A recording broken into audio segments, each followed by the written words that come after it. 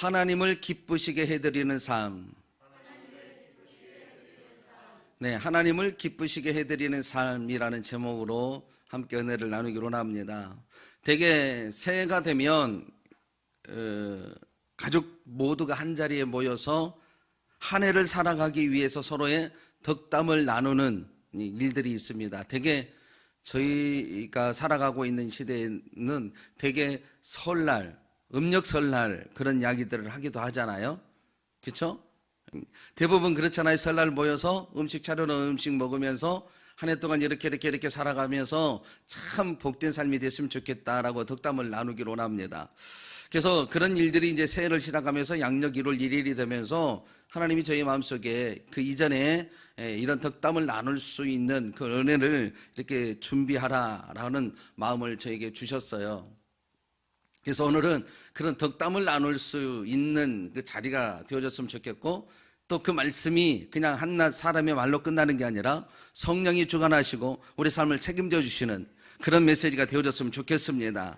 그래서 여러분, 이렇게 덕담을 나누려고 생각해 보니까 크리스찬의 중요한 삶의 중심이 무엇일까 생각해 보다가 하나님을 기쁘게 해드리는 삶일 것이다 라는 중심이 너무 많았습니다. 그래서 이렇게 성경을 이렇게 찾아서 보고 있는데 바로 그러한 사람이 사도 바울이더라고요. 하나님을 기쁘시게 해드리는 삶에 대해서 낱낱이 이렇게 설명을 하게 되었는데 바로 사도 바울이 하나님을 기쁘시게 해드리는 삶의 중심이 되어져 있더라고요. 그리고 하나님은 그런 사도 바울을 이 땅에서 그냥 그런 존재로 살아가는 게 아니라 하나님이 귀하게 그를 높이셔서 정말 위대한 하나님의 사람으로 쓰임받아주는 축복의 길이 열려져 있더라고요. 그래서 저는 오늘 바울의 삶을 되돌아보면서 바울이 어떻게 고백을 했고 어떻게 해서 하나님과 동행하는 삶을 살 수 있었는가라는 그런 명제로 바울의 삶을 한번 들춰보면서 은혜를 나누었으면 좋겠습니다. 한번 오늘 본문 말고요, 고린도 후서 5장 9절 말씀을 한번 찾아보겠습니다. 그런 사도 바울의 고백인데요, 고린도 후서 5장 9절 말씀입니다.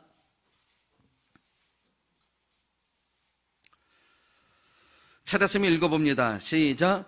그런즉 우리는 몸으로 있든지 떠나든지 주를 기쁘시게 하는 자가 되기를 힘쓰노라. 그렇죠. 바울의 삶은 뭐를? 주를 기쁘시게 하는 삶을 힘쓰는 삶이었다라는 거죠. 그렇죠? 여기서 있든지 떠나든지 라고 얘기를 하는데, 이 말씀은 육체에 거하며 세상 가운데 머물든지 아니면 육체를 떠나 주님께로 돌아오든지 라는 뜻으로서 살든지 죽든지 오직 나는 주를 기쁘시게 하는 자가 되기를 소망한다 라는 의미를 담고 있습니다. 그리고 오늘 이 내용이 오늘 본문에 세세하게 기록되어 있어요. 다시 오늘 본문으로 가봐요. 20절 21절 다시 한번 읽어볼게요. 다시 읽어봅니다. 시작. 나의 간절한 기대와 소망을 따라 아무 일에든지 부끄러워하지 아니하고 지금도 전과 같이 온전히 담대하여 살든지 죽든지 내 몸에서 그리스도가 존귀하게 되려 하나니 이는 내게 사는 것이 그리스도니 죽는 것도 유익함이니라. 아멘. 이와 같이 사도 바울은 자신의 살고 죽는 문제를 떠나서 하나님을 기쁘시게 하는 삶을 그의 가장 고상한 목표요 소망으로 삼았던 것입니다. 그리고 그렇게 하는 것은 곧 자신의 몸을 통해 예수 그리스도께 예수님을 존귀하게 되는 것이라고 특별한 소망을 가졌습니다. 사도 바울이 왜 예수님을 존귀하게 하기 위한 삶을 살았을까요? 사도 바울이 왜 예수님을 위하여 살아갑니까? 그는 주님의 귀한 사랑을 너무나도 깊이 깨달았기 때문에 예수님을 존귀케 하는 인생의 주인공이 되어야 되겠다라고 작정을 하고 결혼도 하지 않고 오직 예수님을 위하여 살아가는 존재가 되어지면서 그 외치는 5마디죠. 예수 안에서, 예수 안에서 모든 계획하고 그 안에 머물고 그 안에서 뜻을 이루기 위하여 인생의 새로운 계획을 세우라라고 외쳤던 것입니다. 여러분, 예수님의 그 귀한 사랑을 아는 자는 예수 하나님을 기쁘게 해드리는 삶이 살아갈 수 있다는 것입니다. 그런 의미에서 오늘 우리 역시도 하나님을 기쁘시게 하는 삶을 살아야 될 줄로 믿습니다. 왜냐하면 바울과 같이 우리도 주님의 귀한 사랑으로 오늘까지 살아왔기 때문입니다. 이게 동의하십니까? 그런데요, 많은 사람들이 주님을 기쁘시게 하는 삶을 살아야 된다는 것을 알고 있지만 그러할 때에 그것이 도대체 어떤 삶인지 잘 모르는 경향이 있고, 그래서 자신의 소견에 옳은 방법을 통하여서 예수님을 기쁘게 해드리는 삶을 살려는 사람들이 있다라는 겁니다. 우리뿐만 아니라 성경의 위인들도 그런 이들이 많은데요, 예를 들어 보면 열왕기하 16장에 나오는 유다왕 아하스, 여러분 잘 아실 겁니다. 왜냐하면 작년에 제가 열왕기를 통하여서 그의 행적을 우리가 살펴보았기 때문에. 아하스는 여호와의 전에 있던 작은 놋단을 치워버리고 그 자리에 새로운 큰 단을 세웠습니다. 왜 그랬을까요? 아수르의 왕으로 쫓아가서 그 당시에 보니까 그 아수르가 부강했던 이유가 바로 이방신을 섬기는 제단이 자기의 섬기는 제단보다 훨씬 컸다라는 것을 알았기 때문입니다. 그래서 담의 세계에서 보았던 그 이방신 제단을 크게 알았기 때문에, 그래서 자기는 이방신보다 더 크고 화려하게 만들어야 되겠다 해서 돌아와서는 정말 이 명령을 하고 그 제단을 만든 사람들에게 명령을 해서 훨씬 담의 세계에서 본 그 상보다도 크고 아름답고 화려하게 지었던 것입니다.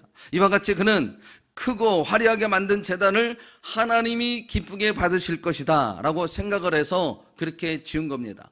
하지만 여러분, 하나님께서는 이사야 선지자를 통해서 이방 풍속을 기뻐하고 따르는 아하스와 그 백성들에 대해서 경고하십니다. 한번 찾아볼까요? 이사야 8장 6절로 7절 말씀을 볼게요. 이사야 8장 6절로 7절.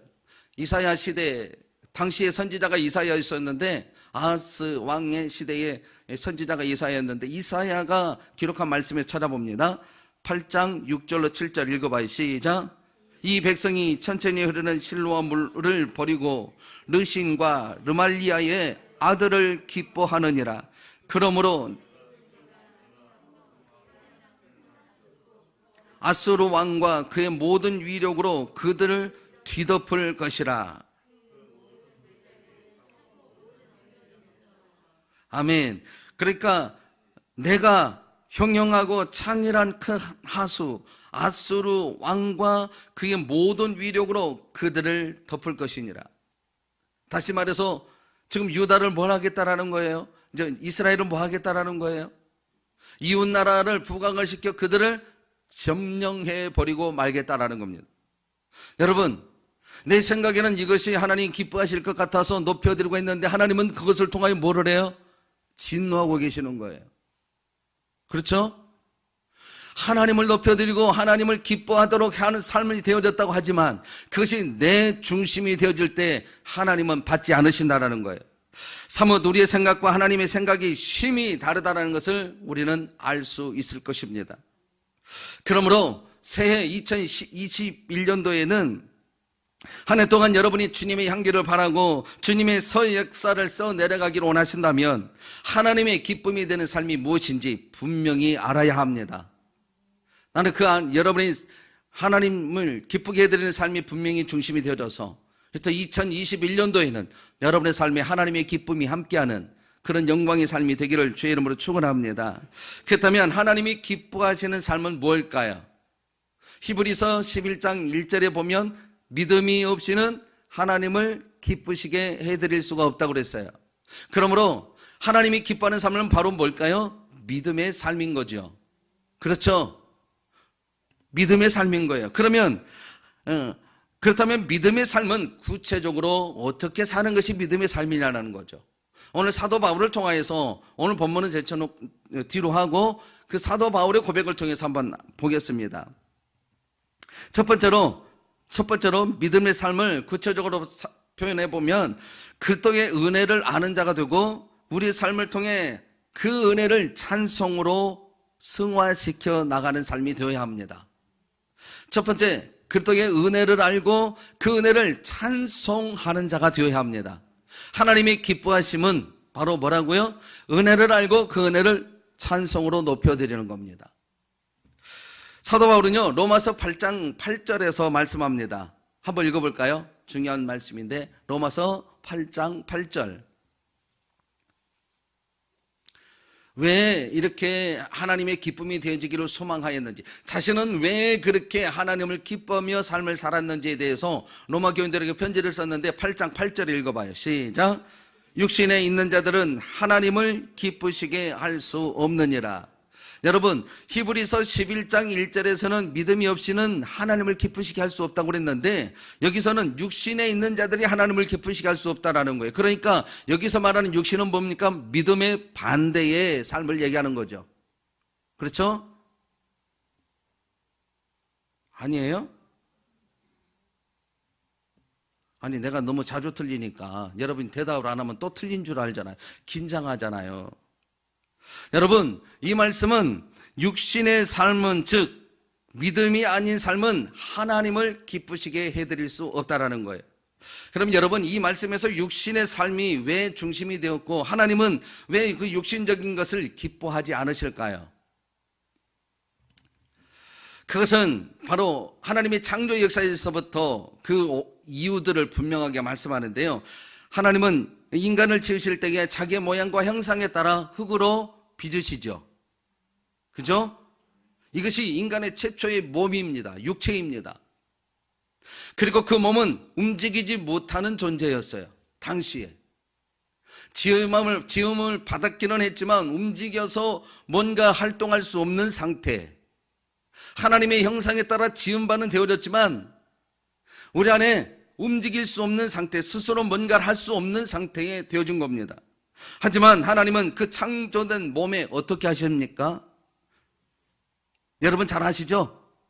창세기 2장 7절에 말씀에 보면 여호와 하나님이 땅에 흙으로 사람을 지으시고 생기를 그 코에 불어넣으시니 사람이 생명이 되니라.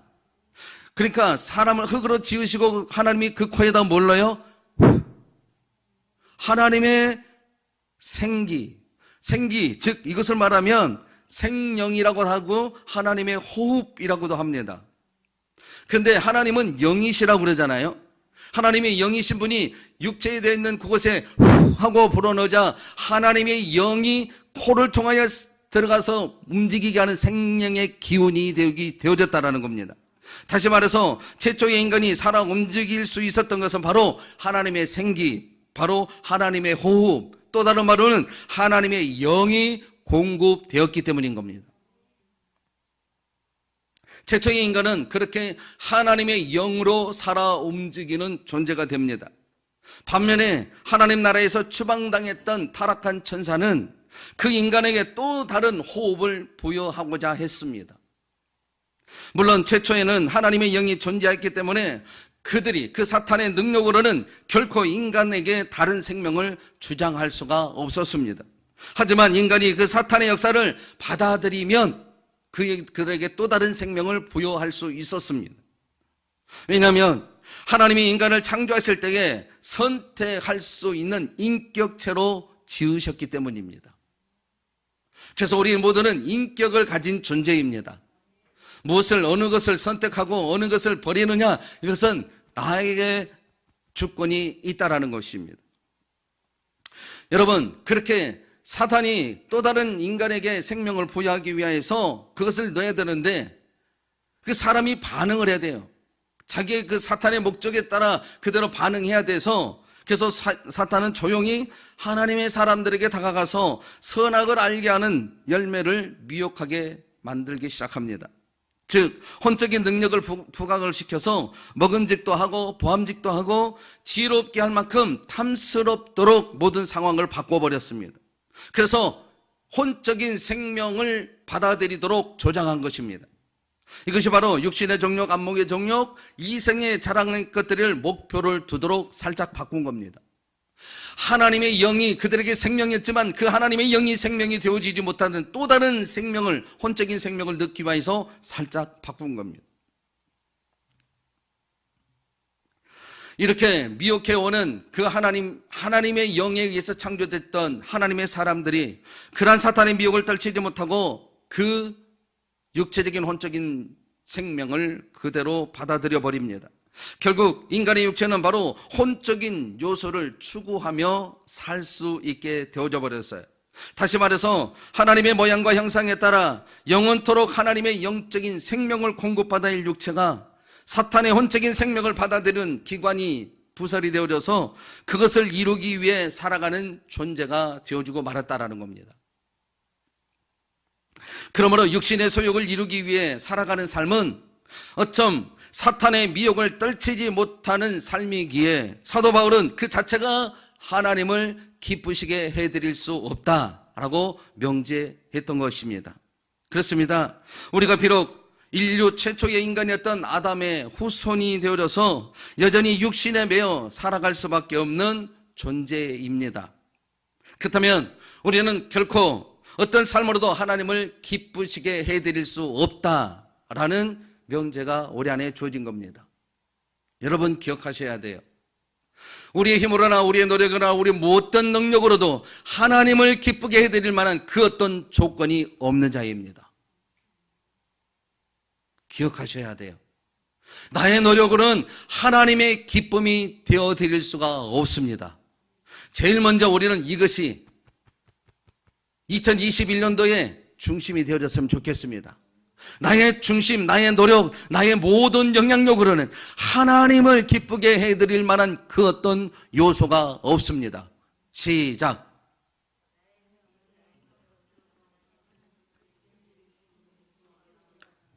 제가 장경동 목사님보다는 조금 못하는가 봐요. 장경동 목사님은 이렇게 하면 다 따라서 하더라고요.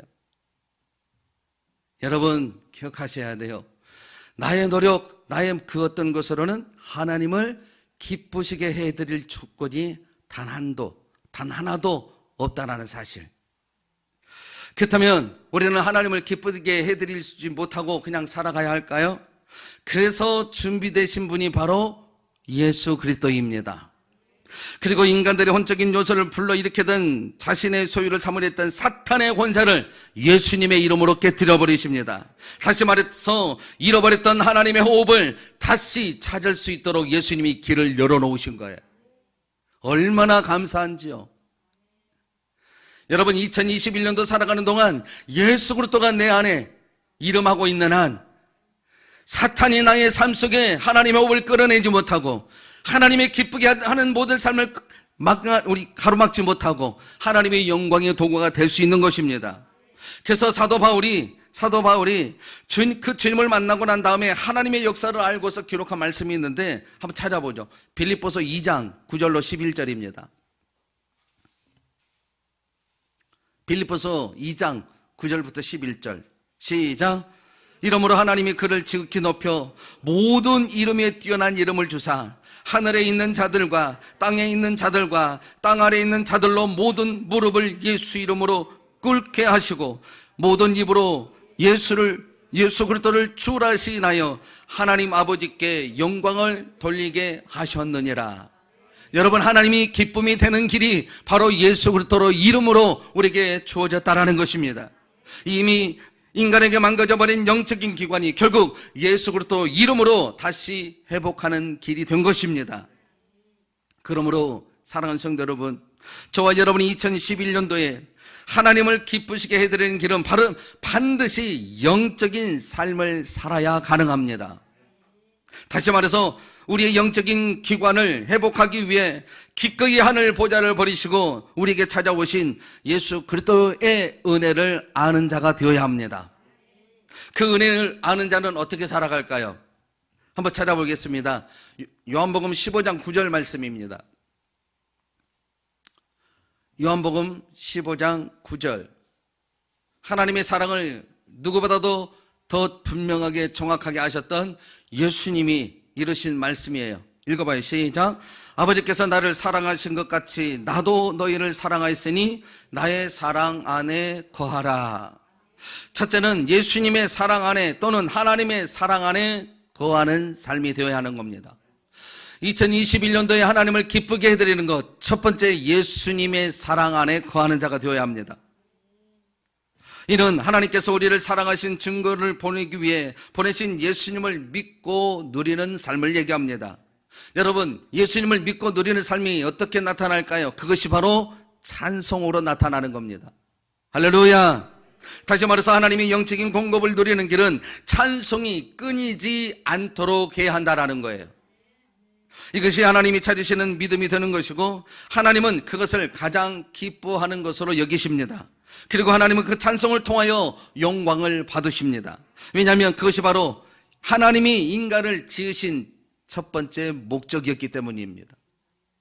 그냥 이렇게 그냥 아멘하지 말고 한번 찾아봅시다. 이사야 43장 21절 말씀에서 정말인지 확인해 보겠습니다. 이사야 43장 21절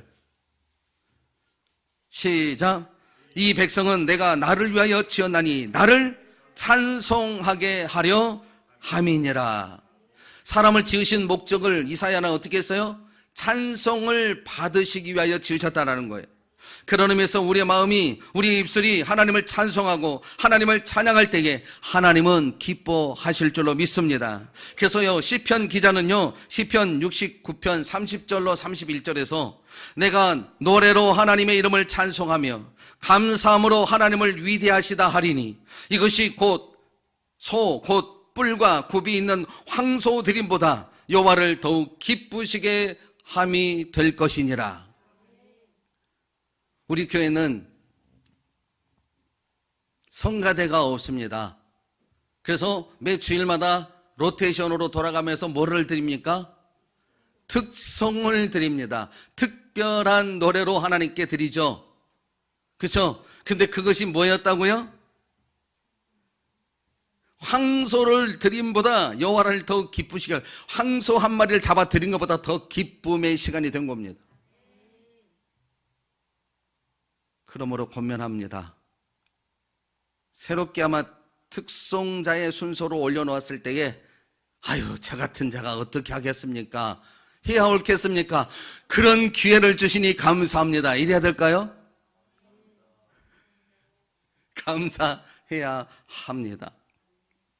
여러분, 찬송은 우리 안에 영적인 생명을 다시금 불어넣을 수 있는 기관이 되어집니다.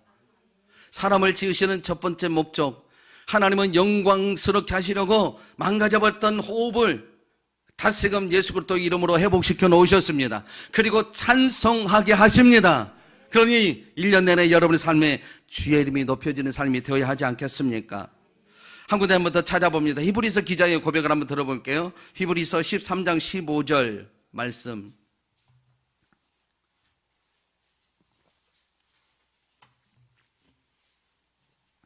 같이 읽어봐요. 시작.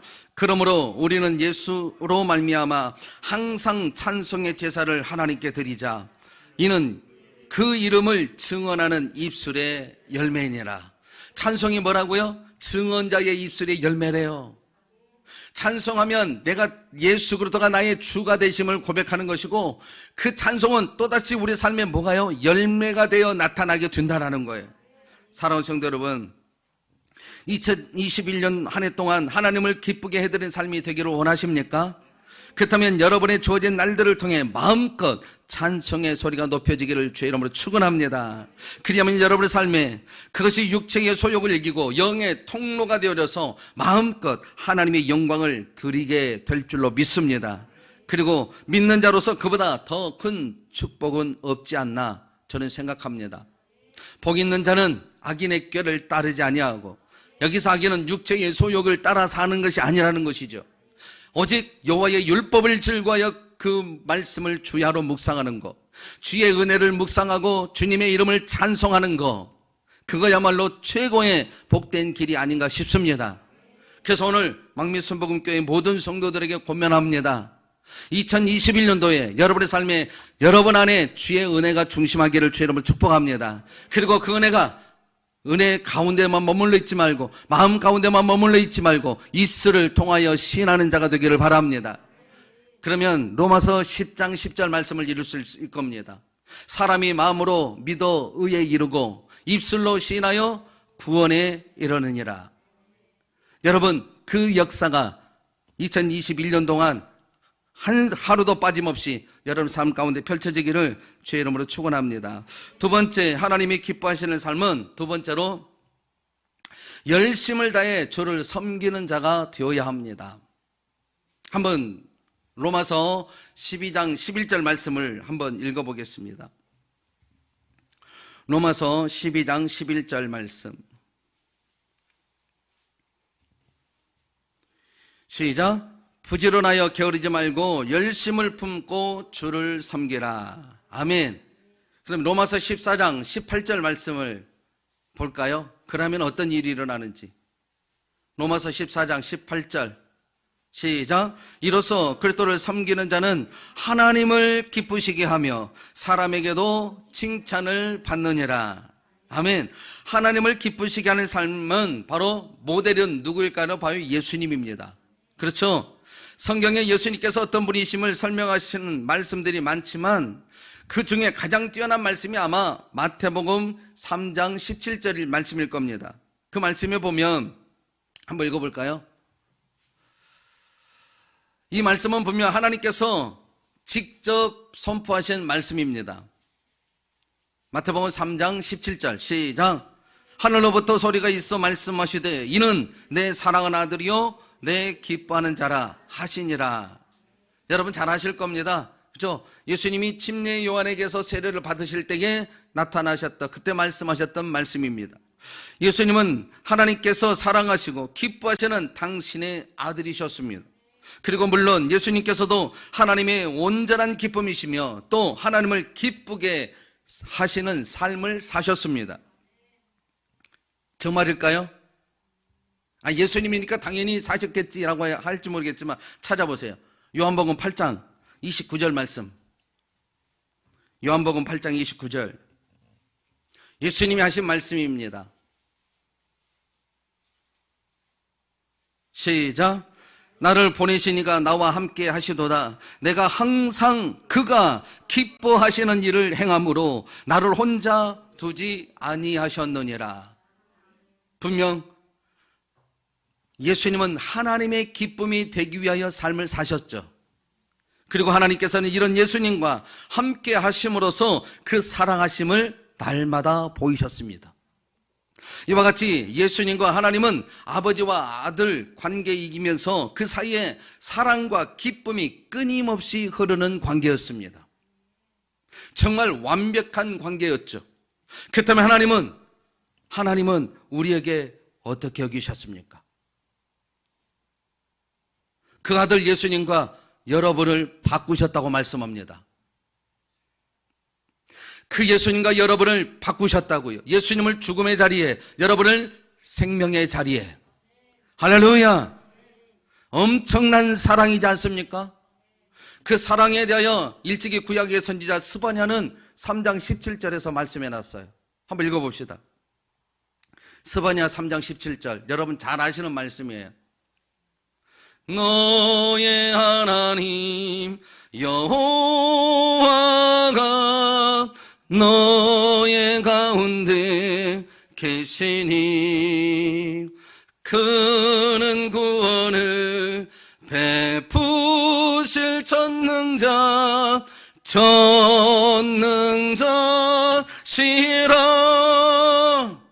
그가 너로 말미암아 기쁨을 이기지 못하며 너를 잠잠히 사랑하시며 너로 말미암아 즐거이 부르며 기뻐하시리라. 그렇습니다. 하나님께서 우리를 사랑하시는 사랑은 우리에 대한 기쁨을 이기지 못하셔서 즐거이 노래를 부르시던 그런 사랑이셨습니다. 다시 말해 우리에게 그 사랑을 보이시기 위해 기꺼이 사랑스러운 독생자도 아끼지 아니하시며 새롭게 생명이 부여되는 그 모습을 기뻐하셨던 것입니다. 이 기쁨이 어디 기쁨이냐? 최초의 인간을 지으시고 인간이 통치하고 다스리고 정복하는 모든 사실을 복을 허락하신 나온 다음에 하나님 말씀이 심히 보기에 좋았더라라고 하신 말씀과 같은 맥락입니다. 사랑하는 여러분, 여러분이 세상 일에 얽매여 그걸로 힘겨워하는 것을 우리 하나님이 즐거워하는 게 아닙니다. 예수로 인하여 다시금 새 생명을 받은 자로서 그 안에 은혜와 사랑을 찬송하고 경배하는 그런 여러분의 삶을 우리 하나님은 기뻐하시는 겁니다. 할렐루야. 그토록 여러분이 예수님과의 사랑의 교제가 주어지고 있을 때에 우리 하나님은 우리를 기뻐히 사랑하십니다. 여기서 보면 너를 잠잠히 사랑하신다라고 말씀했는데, 하나님께서 그 놀라운 사랑으로 우리가 더 이상 불편하거나 불안해하는 일이 없이 조용히 쉴 수 있게 하신다라고 말씀하는 겁니다. 마치 우는 아기에게 젖을 배불리 먹여서 재우는 엄마와 같은 그런 사랑을 말씀하고 있는 거예요. 이렇듯 하나님의 사랑은 신실하시며 완전하십니다. 잠잠히 사랑하신다. 이 사랑에 대하여 사도 요한은 요한복음 3장 16절에서 말씀했잖아요. 여러분 잘 아시는 말씀 한번 외워볼까요? 시작. 하나님이 세상을 이처럼 사랑하사 독생자를 주셨으니 이는 그를 믿는 자만 멸망치 않고 영생을 얻게 하려 하심이니라. 우리 하나님의 사랑은 그렇게 신실하고 잠잠히 지극히 사랑하시, 이처럼 사랑하시는 사랑. 그 신실함이 우리에게 주어졌습니다. 그래서 우리는 하나님 안에 거할 수 있게 되어졌고 곧 하나님에 대하여 신실한 자가 되어진 것입니다. 그리고 하나님을 신실하게 사랑하며 주님께 충성된 삶을 살 수 있도록 활짝 열어놓으신 겁니다. 그것이 바로 하나님을 기쁘시게 해드리는 삶이에요. 여러분, 이 사랑을 알고 있다면 어떻게 해야 합니까? 우리가 정말 하나님을 사랑한다면 주님께서 우리에게 주신 사랑으로 인하여 기쁘고 만족해야 합니다. 아멘. 다른 무엇이 없다고 징징거리거나 내 삶의 앞길이 평탄함이 보이지 않는다고 불안해하거나 슬퍼해서는 안 됩니다. 2021년도 잠잠히 사랑하시는 사랑이 내게 주어졌다라고 기뻐하는 자가 되어야 합니다. 그리고 많은 일들 가운데 위로는 하나님을 찬송함으로 고백하는 거고 사랑을 고백하는 거고, 아래로는 이웃에게 그 사랑을 실천함으로 드러나야 하는 것입니다. 예수님이 나를 사랑하는 것처럼 우리 또한 하나님의 사랑이 흘러가도록 누군가를 사랑으로 실천해내는 삶을 살아야 하는 거예요. 그래서 사도 바울은 열심을 다해 주를 섬기는 것에 대해서 이웃 사랑을 얘기했습니다. 아까 로마서 12장 11절에 열심을 품고 주를 섬기라라고 했잖아요. 그 이전에 10절 말씀을 한번 봐봐요. 10절, 로마서 12장 10절.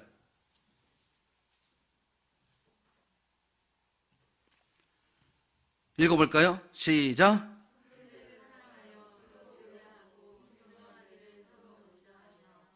네, 형제를 사랑하며 서로 우애하고 존경하기를 서로 먼저 하며 부지런하여 게으르지 말고 열심을 품고 주를 섬겨라. 그러니까 열심을 품고 주를 섬기는 일을 어디에 중심하고 있는 거예요?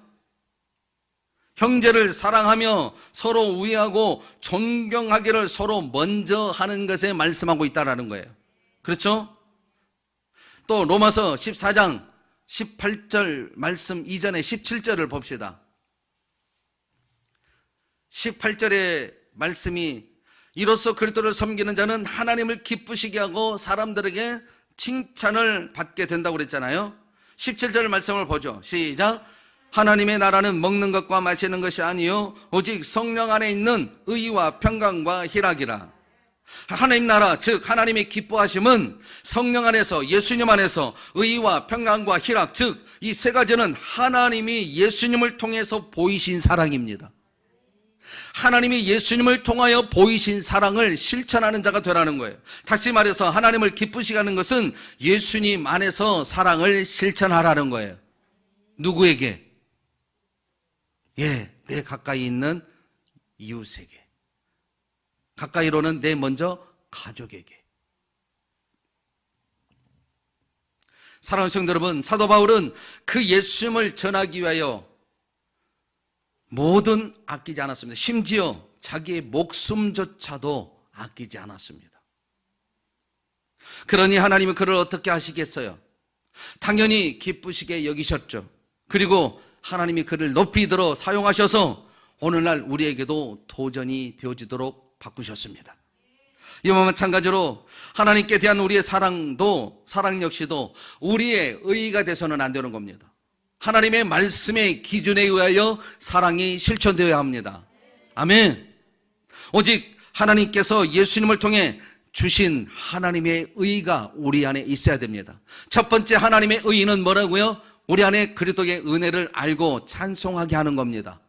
그리고 두 번째로는 그 사랑에 힘입어 내가 누군가를 사랑하는 게 아니라 그 사랑에 힘입어 누군가에게 사랑을 전해주는 삶을 살아가야 되는 거예요.